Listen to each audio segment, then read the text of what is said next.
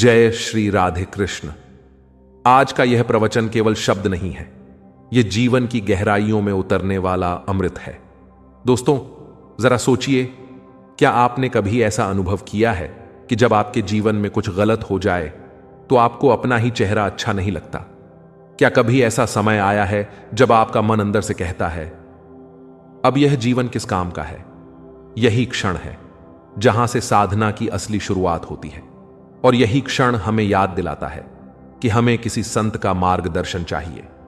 आज हम सुनेंगे श्री हित प्रेमानंद जी महाराज के प्रेरणादायी वचन, जो हमें बताते हैं कि अध्यात्म कोई तमाशा नहीं, बल्कि अनुशासन, संयम और प्रभु चिंतन से भरा हुआ जीवन है।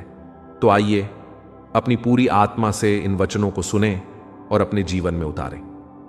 महाराज कहते हैं, पहला है, जीवन में किसी संत महापुरुष का शासन होना चाहिए। अगर किसी संत का भय तुम्हारे जीवन में नहीं है तो यह माया तुम्हें रौंद देगी। यह शब्द केवल एक चेतावनी नहीं, यह सत्य है। बिना गुरु, बिना संत जीवन वैसा है जैसे बिना नाविक की नाव जो कहीं भी डूब सकती है। दोस्तों, सोचिए, आज के जीवन में हम कितनी बार मन की मनमानी करते हैं। जो मन में आया वो बोल दिया, जो मन में आया वो कर दिया। लेकिन क्या यही स्वतंत्रता है, या यह हमारी आत्मा का पतन है? संत का शासन मतलब है कोई ऐसा जो हमें अनुशासन में रखे, कोई ऐसा जो हमें रोक सके, डांट सके, मार्गदर्शन दे सके। क्योंकि माया बहुत चतुर है, वो हमें मिठास दिखाकर बांध लेती है।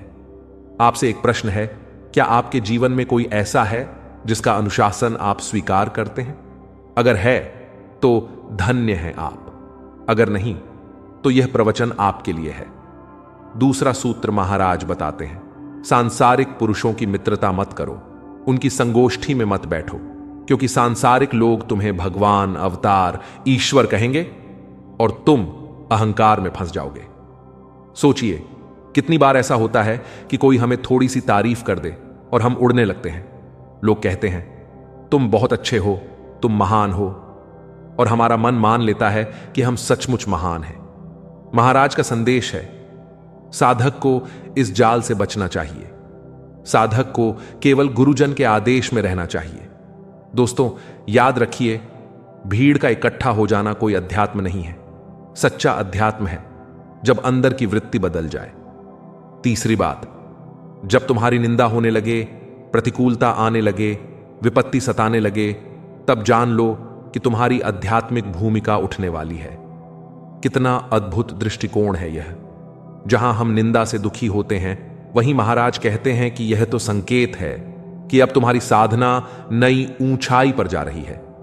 एक उदाहरण सोचो, यदि कोई किसान खेत जोतता है तो पहले मिट्टी को तोड़ना पड़ता है, मिट्टी को उलटना पड़ता है, तब जाकर बीज बोया जाता है और फसल आती है। ठीक वैसे ही हमारी निंदा, हमारी कठिनाइयां हमारी आत्मा की मिट्टी को उलटती है, ताकि उसमें अध्यात्म का बीज बोया जा सके। दोस्तों, अगली बार जब कोई आपकी निंदा करे तो क्या आप क्रोध करेंगे या मुस्कुराकर कहेंगे, भगवान तुम्हें सुखी रखे? यही साधक की असली परीक्षा है। महाराज आगे कहते हैं, अपनी इंद्रियों को सदाचार परायण रखना। इंद्रियां हमेशा व्यभिचार की ओर भागती है। नेत्र व्यभिचार, श्रवण व्यभिचार, वाणी व्यभिचार। अगर इंद्रियां संयम में नहीं है तो सब ढकोसला है। दोस्तों, क्या यह सच नहीं है? हमारी आंखें बार बार भटकती हैं, कान गॉसिप सुनना चाहते हैं, वाणी दूसरों की निंदा करने को बेचैन रहती है। और अगर यह सब चल रहा है तो चाहे हम कितने भी बड़े प्रवचन करें, अंदर से हम खाली हैं। इसलिए महाराज कहते हैं, अध्यात्म का पहला प्रमाण है इंद्रियों पर नियंत्रण। अगर आंखें संयमित नहीं, जुबान संयमित नहीं, तो यह सब दिखावा है। महाराज का पांचवा सूत्र बहुत गहरा है, किसी भी पद को साधक कभी स्वीकार न करे। उपाधियां स्वीकार की तो उपद्रव शुरू हो जाते हैं। आज की दुनिया में हर कोई चाहता है पद, नाम, शोहरत, लेकिन महाराज कहते हैं साधक को इन सब से दूर रहना चाहिए, क्योंकि जब हम उपाधि स्वीकार करते हैं तो उसी क्षण हमारी साधना नीचे गिर जाती है। दोस्तों, जरा सोचिए, असली महापुरुष कौन है? वही जिनका नाम इतिहास में अमर है, और उन्होंने कभी पद नहीं मांगा, उन्होंने केवल भगवान का नाम जपा, और भगवान ने उन्हें विश्व में अमर कर दिया। दोस्तों, हमने अभी सूत्र 6 से 10 तक सुना। निंदा मत करना, सबको मान देना, इंद्रियों और मन को संयमित रखना, पद और उपाधि से दूर रहना, किसी भी परिस्थिति में चिंतन न छोड़ना, ये सूत्र साधक के जीवन का कंकाल है। अगर ये बातें जीवन में उतर जाएं तो हमारा हर दिन साधना बन जाएगा। अगर यह प्रवचन आपके हृदय को छू गया हो तो कृपया लाइक कीजिए, शेयर कीजिए और चैनल को सब्सक्राइब कीजिए। चलिए आगे बढ़ते हैं। महाराज कहते हैं, अपने मुख से कभी किसी की निंदा मत करना। निंदा व्यक्तिगत नाम लेकर की जाती है। सिद्धांत का वर्णन सार्वभौम होता है। दोस्तों, यह सूत्र बहुत सूक्ष्म है क्योंकि हमारी जुबान अक्सर सबसे ज्यादा दोष करती है। हम जल्दी से कह देते हैं, वो व्यक्ति ऐसा है, वो गलत है। लेकिन महाराज समझाते हैं कि सिद्धांत की बात अलग है, व्यक्ति की निंदा अलग है। यदि कोई व्यक्ति सिद्धांत के विपरीत चलता है तो हम यह कह सकते हैं, यह आचरण पाखंड है, यह आडंबर है। लेकिन नाम लेकर किसी की बुराई करना यह साधक के लिए घातक है। सोचिए, अगर हम किसी की बुराई करते हैं तो उस क्षण हम अपने भीतर की पवित्रता खो देते हैं। और अध्यात्म का सार क्या है? आंतरिक पवित्रता। इसलिए महाराज कहते हैं, साधक को चाहिए कि वह अपनी वाणी से केवल सत्य बोले, केवल मधुर बोले और किसी की निंदा न करे। मैं आपसे एक प्रश्न पूछना चाहता हूं, क्या आपने कभी सोचा है कि आपकी जुबान किसी का दिल तोड़ देती है? अगर हां, तो आज से निश्चय करें कि हमारी वाणी केवल प्रेरणा देगी, निंदा नहीं। 7वां सूत्र है, मान लेने की इच्छा का त्याग करके अपने समीप जो भी आए, छोटा बड़ा, सबको प्यार और मान देना। दोस्तों, यह बहुत बड़ा रहस्य है। अक्सर हम बड़े लोगों को मान देते हैं लेकिन छोटे को नजरअंदाज कर देते हैं। कोई बच्चा प्रणाम करे तो हम ध्यान नहीं देते, लेकिन कोई धनवान आकर दान दे तो हम झुक जाते हैं। महाराज कहते हैं, यह साधक का लक्षण नहीं है। साधक वही है जो सभी को समान दृष्टि से देखता है, चाहे बच्चा हो या बुजुर्ग, गरीब हो या अमीर, सभी में वही परमात्मा का अंश है। एक छोटी सी कहानी सुनिए। ब्रज में एक संत बैठे थे। एक धनी व्यक्ति आया, बहुत सारा दान देकर बोला, महाराज हमें आशीर्वाद दीजिए। संत ने सिर हिलाया और चुप रहे। थोड़ी देर बाद एक छोटा बच्चा आया। उसने बस एक फूल तोड़ा और संत के चरणों में रख दिया। संत ने उसे गले से लगाया और आंसू बहा दिए। क्यों? क्योंकि वह बच्चा प्रेम से आया था। वह मान मांगने नहीं आया था, वह देने आया था। दोस्तों, आज प्रश्न आपसे है, क्या हम दूसरों से मान लेने की इच्छा रखते हैं या हम सबको मान देने के लिए तैयार हैं? अगर हमारा स्वभाव सबको मान देने का बन गया तो समझो हम सचमुच साधक बन गए। अब सबसे महत्वपूर्ण सूत्रों में से एक, अपनी इंद्रियों और मन को सदाचार परायण रखना। यदि इंद्रियां संयमित नहीं हैं तो साधना ढकोसला है। महाराज कहते हैं, नेत्र दोष, दूसरों को आकर्षण से देखना। श्रवण दोष, दूसरों की चुगली सुनना। वाणी दोष, दूसरों की बुराई करना। मन दोष, बार बार व्यर्थ के विषयों में भटकना। यदि साधक इन दोषों को नहीं छोड़ता तो चाहे कितना भी बड़ा प्रवचन करे, अंदर से सब खाली है। दोस्तों, आज की दुनिया में सबसे बड़ी परीक्षा यही है। मोबाइल, इंटरनेट, सोशल मीडिया, हर जगह हमारी आंखें और मन को भटकाने वाली चीजें हैं। लेकिन महाराज कहते हैं, अगर मन और इंद्रियां संयमित नहीं तो अध्यात्म क्या? यह सब नाटक है। आप खुद सोचिए, जब आप अकेले होते हैं तो आपका मन कहां भटकता है? क्या आप प्रभु का स्मरण करते हैं या मन मनोरंजन में खो जाता है? यही पर असली परीक्षा है। साधक को चाहिए कि वह हर क्षण अपनी इंद्रियों को भगवान की ओर लगाकर रखे। महाराज ने 7वां सूत्र बहुत जोर से कहा है, साधक कभी कोई पद, कोई उपाधि स्वीकार न करे। पद स्वीकारते ही उपद्रव शुरू हो जाते हैं। दोस्तों, आज के समय में हम सब चाहते हैं कि हमें लोग सम्मान दें, लेकिन महाराज कहते हैं, साधक की असली पहचान है, वह पद और उपाधि से दूर रहता है। इतिहास गवाह है, महापुरुषों ने कभी अपने लिए पद नहीं मांगा। चाहे मीरा हो, चैतन्य महाप्रभु हो, तुलसीदास हो, किसी ने नहीं कहा कि मुझे पद दो। उन्होंने केवल भगवान का नाम लिया और आज दुनिया उन्हें पूजती है। सोचिए, अगर हम पद से ऊपर उठ जाएं तो हमें कौन सा पद मिलेगा? भगवान का चरण पद, और इससे बड़ा कोई पद नहीं। अंतिम सूत्र है, किसी भी परिस्थिति में अपने आराध्य देव का चिंतन मत छोड़ो। महाराज कहते हैं यह सबसे महत्वपूर्ण सूत्र है। यदि हमारे जीवन में कठिनाई है, विपत्ति है या सुख संपत्ति है, किसी भी हालत में भगवान का चिंतन मत छोड़ो। सोचिए, साधना की असली कसौटी क्या है? सुख में भी भगवान का स्मरण, दुख में भी भगवान का स्मरण। अक्सर लोग कहते हैं जब दुख आएगा तब भगवान को याद करेंगे, लेकिन महाराज कहते हैं अगर सुख में भी भगवान का स्मरण नहीं तो दुख में स्मरण टिकेगा नहीं।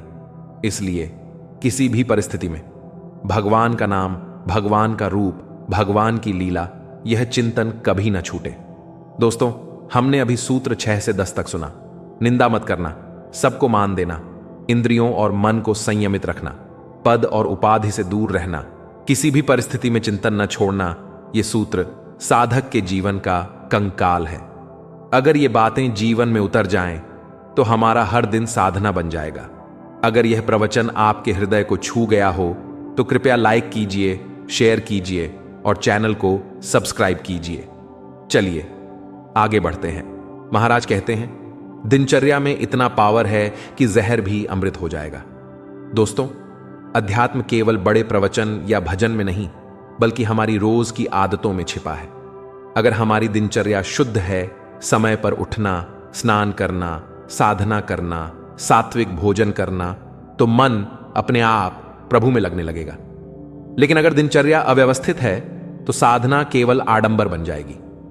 अक्सर हम सोचते हैं स्वतंत्रता मतलब मन जो चाहे वो करना, लेकिन महाराज कहते हैं असली स्वतंत्रता तभी है जब हम अनुशासन में रहते हैं। जैसे सैनिक बिना अनुशासन युद्ध नहीं जीत सकता, वैसे ही साधक बिना अनुशासन माया को नहीं जीत सकता।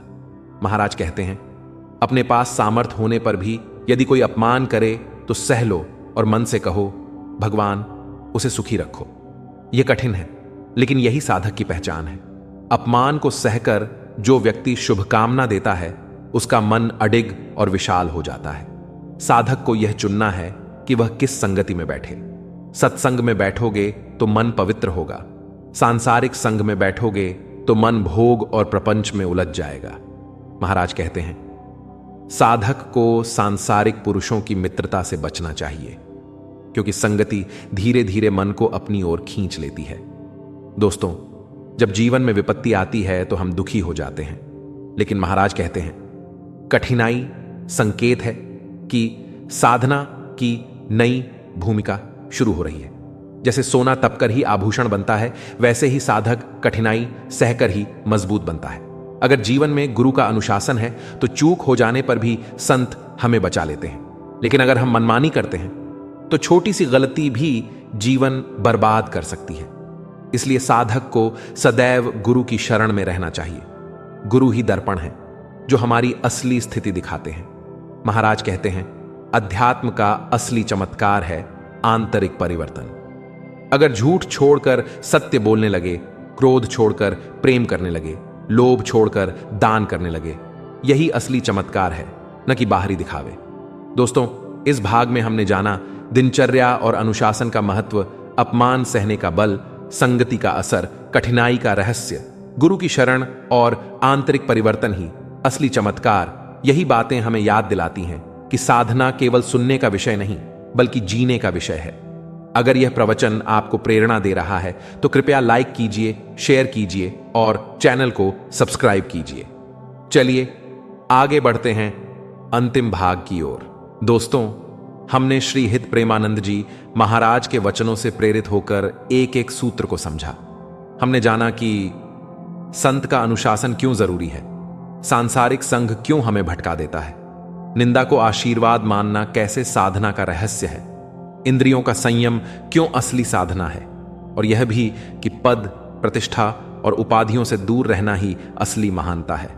फिर हमने देखा कि दिनचर्या का महत्व क्या है, अपमान सहने से मन कैसे विशाल होता है, कठिनाई कैसे साधना की नई सीढ़ी होती है, गुरु की शरण ही साधक का असली आश्रय है, और अध्यात्म का असली चमत्कार आंतरिक परिवर्तन है। और अंत में महाराज का सबसे महत्वपूर्ण सूत्र, किसी भी परिस्थिति में अपने आराध्य देव का चिंतन मत छोड़ो। दोस्तों, अब एक प्रश्न आपसे, जब आपने यह सब सुना तो आपके मन में कौन सा सूत्र सबसे गहराई से बैठ गया? क्या यह संत का अनुशासन था? क्या यह निंदा को सहकर भी शुभकामना देना था? क्या यह इंद्रियों का संयम था? या यह कि किसी भी परिस्थिति में भगवान का चिंतन नहीं छोड़ना चाहिए?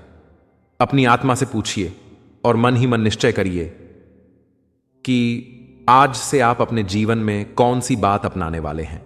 क्योंकि प्रवचन केवल सुनने के लिए नहीं होते, प्रवचन का असली फल है जीवन में परिवर्तन। महाराज हमें बार बार यही याद दिलाते हैं, अध्यात्म कोई तमाशा नहीं है, अध्यात्म कोई प्रदर्शन नहीं है। अध्यात्म है प्रभु का स्मरण, संत का अनुशासन, इंद्रियों का संयम और दूसरों को मान देना। अगर ये बातें हमारे जीवन में आ जाएं, तो हमारा हर दिन, हर क्षण एक साधना बन जाएगा। फिर चाहे कठिनाई आए या सुख आए, हमारा मन केवल भगवान में स्थिर रहेगा। दोस्तों, कल्पना कीजिए, जब हमारे अंतिम क्षण आए तो हम किस स्थिति में हों?